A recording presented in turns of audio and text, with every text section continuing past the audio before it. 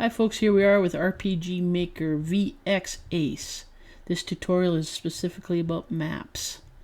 Go File, New Project, leave all the defaults in, and you'll see that the software itself creates a map that is all water and our guy can't move on water.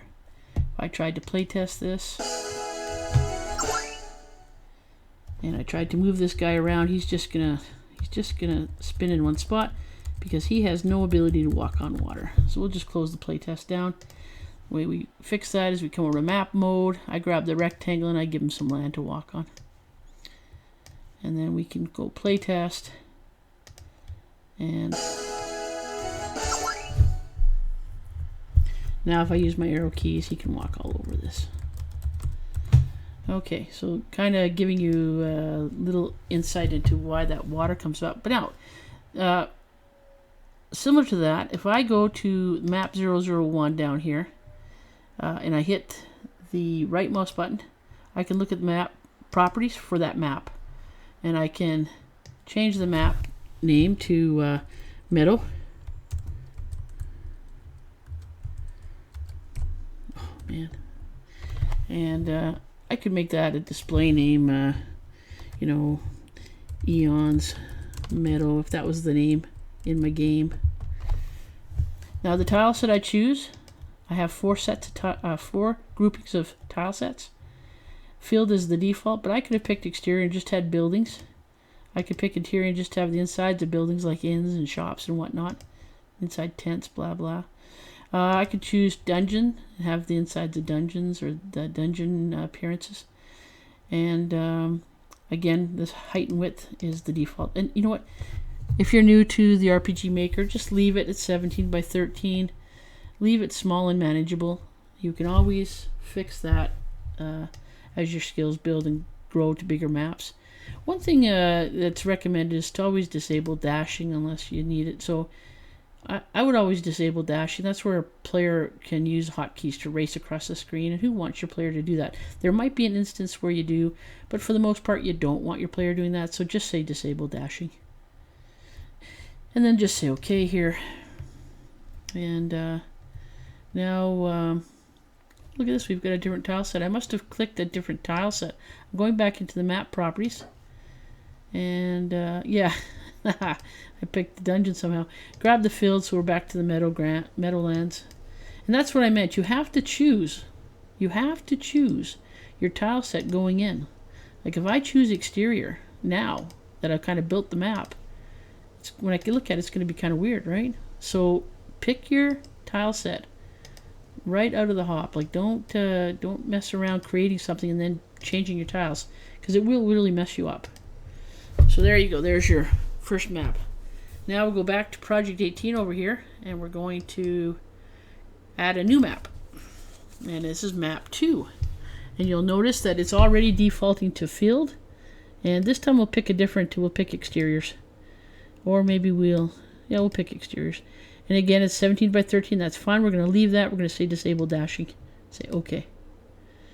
Oh, we should have probably renamed that map properties. So we'll rename that map to buildings. And we'll call this Eons Inn or something. And there we go. And it's the exterior. And we'll go OK. Now we haven't chosen anything here to map this out, but we can easily do that. We can pencil it in with a rectangle and put some grass. Or we can put some dirt. Maybe we'll do that. Put some dirt in there. And then, you know, there's walls. So you can have, you know, outer walls, right? There's a wall. You can have a roof. It's not going to look very good, but, you know, that could be the start of the building. And I think probably if you look at all these tiles, you can put windows in, you know. And just continue to, you know, flesh out the way your building looks, right? So that's up to you to decide. I won't get too carried away on that. Just make it a little symmetrical. Anyways, so there's your two maps. And Then the next thing I wanted to show you is, if you just click on Project 18 again, you could also load a sample map, which is a map you don't have to make. It's already pre-made for you. And if you look at this, there's tons of, well, not tons, but literally lots of maps. So somebody has, that with, you know, associated with the software already, has created all of these maps, eh? And if you look at them, they can be handy. But the one thing about them, and that you'll notice is, like, that's a huge map. That's not 13 by 17, right? So that's a small map, but I still don't know how big that is. And I'm just going to take a peek at some of these maps, because there's some pretty creative maps in here that you could potentially use, right? So always a good idea to go in here and take a look and see. So I'm just going to grab an inn, if I can find an inn. I'm just going to, Mountain Village Slums. Might have passed one already, but apologize for the dog getting excited. In there we go. Grab that. Oh, grab that in there. Say okay. And I'm going to go to the map properties, and you will see that this is no longer 20. This is no longer 13 by 17. It's 26 by 19. So that's the problem with using the sample maps, is you don't really know how big your map is going to be until you see it. So, but that's okay. Like, you know, at the end of the day, no big deal. Just increase the size of my screen there. And you can see he's used the interior tile set to create that map. I'm just going to say, okay, that's my map. So that's the inn that was in behind that building. So I could typically have my guy go to this map with the transfer player and then walk in a door, which I haven't put here yet. I put an event for a door here, and then walk in, and inside he's in the inn.